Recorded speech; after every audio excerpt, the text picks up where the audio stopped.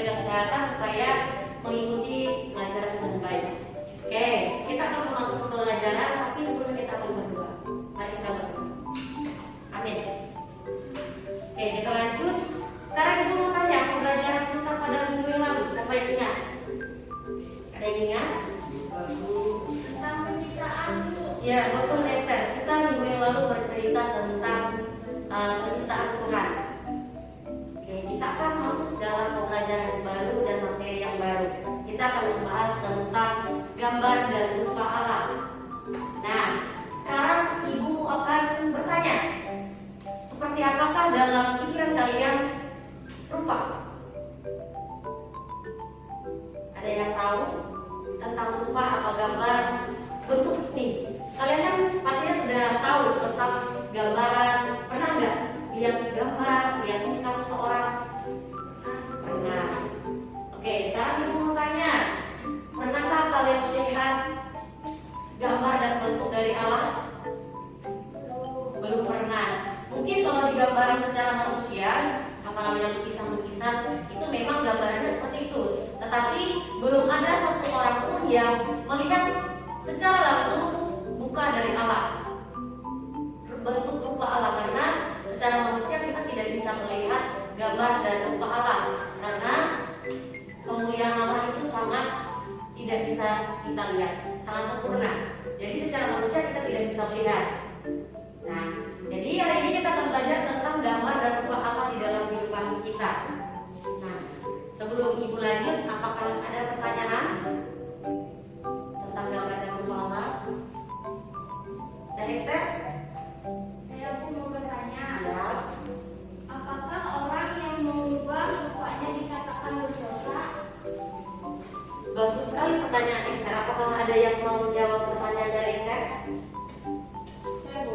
Ya, Suryati. Kalau menurut saya karena itu berdosa karena Tuhan sudah membentuk dia seperti rupa Allah dan diubah. Betul sekali.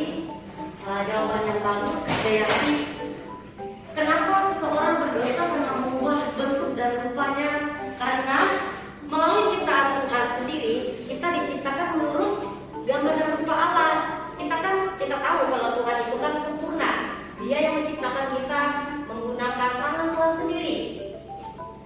Pernahkah kita melihat atau menyaksikan video pendek ataupun gambar, yaitu ketika Tuhan sedang menjinak kita, sedang membentuk kita, rupa kita, tangan kita, kaki kita, hidung kita. Nah, sekarang ibu mau tanya, pernahkah kalian melihat artis? Nah, yang terkenal aja nih, kalian pernah nggak tahu artis yang mengubah seluruh tubuh? Siapa kira-kira? Nah, itu salah satu kira-kira berdosa nggak? Berdosa. Itu kan sudah mengubah seluruh bentuk ciptaan Tuhan. Tuhan menciptakan dia seorang laki-laki, tetapi dia tidak mensyukuri ciptaan yang sudah Tuhan kasih, sehingga dia mengoperasi seluruh bagian tubuhnya untuk menjadi seorang perempuan.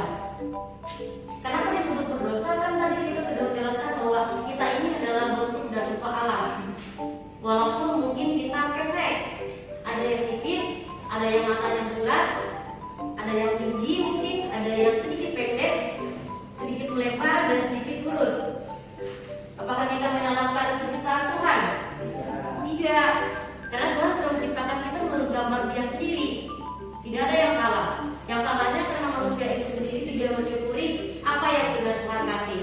Jadi secara Alkitabiah dan secara Kristenan itu dilarang mengubah bentuk. Mungkin secara di luar sana orang dunia mengatakan itu benar, karena pemandangan mereka ini tidak sempurna. Ini gambaran Tuhan tidak sempurna. Ini tidak baik. Ini harusnya diubah. Nah, perbedaannya di operasi dengan merawat diri itu berbeda. Kalau di operasi yang ubah. Kalau kita merawat, kira-kira kalau merawat pakai skincare, salah nggak?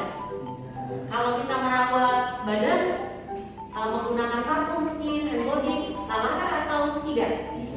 Tidak, karena kita merawat tubuh kita, menjaga tubuh kita dengan baik. Nah, kalau orang di luar sana mungkin cara merawat tubuhnya dioperasi. Sedikit hidungnya mungkin agak ke dalam, dioperasi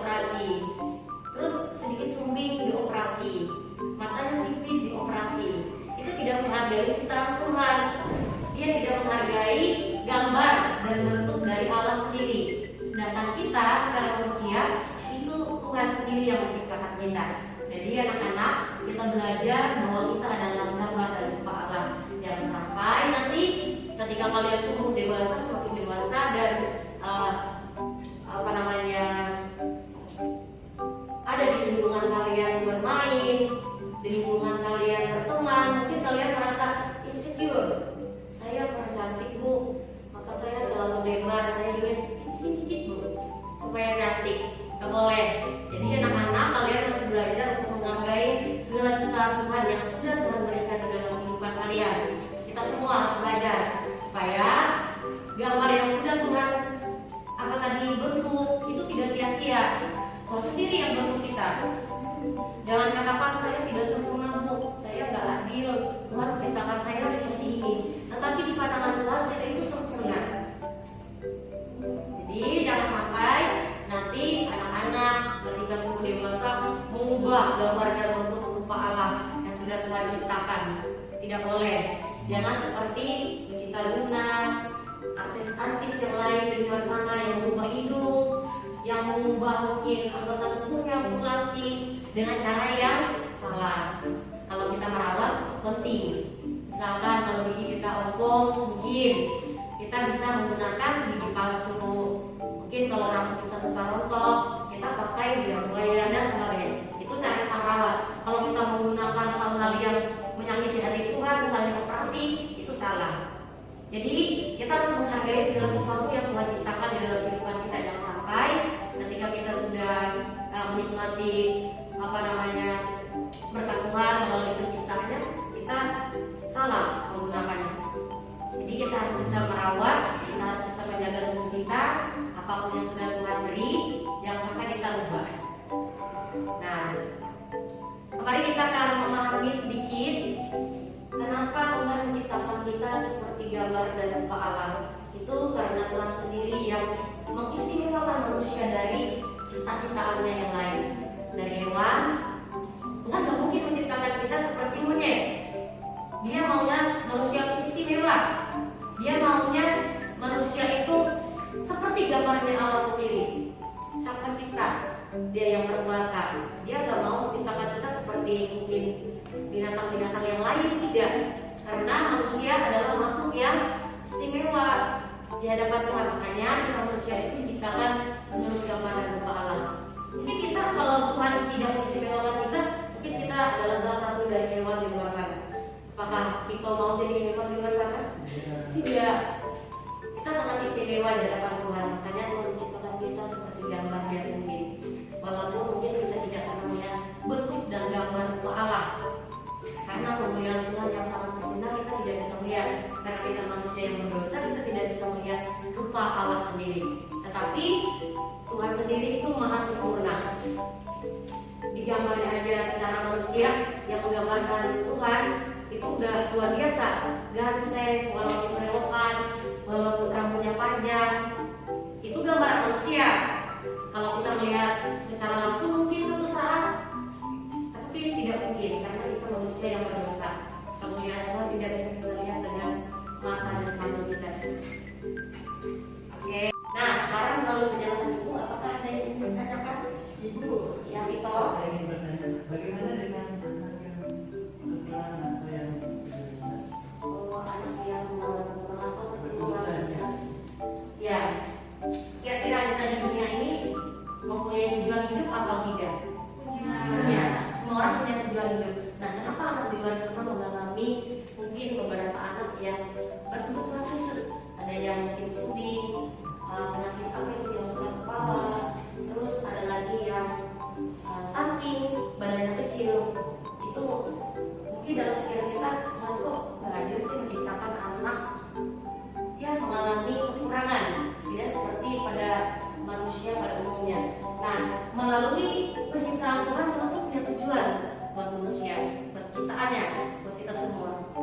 Melalui kelemahan, Tuhan menciptakan kita karena Dia yang membuktikan dan menunjukkan kuasanya melalui kelemahan.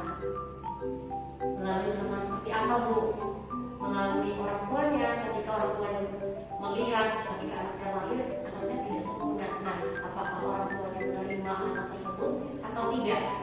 Lalu, bagaimana cara Dia menyikapi ciptaan Tuhan tadi? Dan anak tersebut ketika dia sudah besar, apakah dia mampu untuk bersyukur? Seperti artis Kesia, siapa itu yang menyanyi yang dari kecil yang buta? Kan ada. Nah, dia mampu mensyukuri segala sesuatu yang Tuhan sudah ciptakan. Malah dia menciptakan lagu, mempermuliakan nama Tuhan melalui kekurangan. Bukankah hal tersebut menunjukkan kekuasaan Tuhan? Dia ciptaan Tuhan juga, tapi dia mempunyai kemampuan tersendiri. Setiap mungkin Vito ada kemampuan tersendiri, Krisdayanti, Maya, dan juga Esther. Kita semua punya kemampuan tersendiri. Mungkin si Vito, Liha yang bermain voli, Krisdayanti juga bermain bola. Jadi kita semua punya berbeda-beda cara Tuhan membantu kita. Nah, jadi ketika kita berpikir mungkin Tuhan kok gak adil, Tuhan adil. Melalui kelemahan manusia dia menunjukkan kuasa.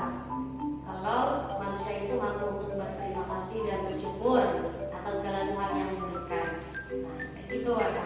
Nah, pembelajaran kita sudah di akhir pembelajaran, di ujung pembelajaran.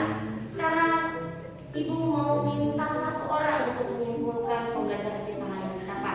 Saya, Bu. Ayo, ya, Maya. Kita adalah gambaran dan rupa Allah sendiri. Ya. Dan kita jangan mengubah apa yang sudah Tuhan ciptakan. Dan kita harus selalu bersyukur apa yang telah Tuhan ciptakan untuk kita. Ya, betul sekali. Terima kasih Maya. Ibu harap kalian semua mengerti pembelajaran kita hari ini, dan minggu depan kita akan melanjutkan materi yang sama dengan tugas yang berbeda, entah dari kelompok atau pribadi. Oke, apakah sampai di sini mengerti? Mengerti. Oke, anak-anak, kita akan kembali, kita akan mengakhiri pembelajaran kita akan mengakhiri pembelajaran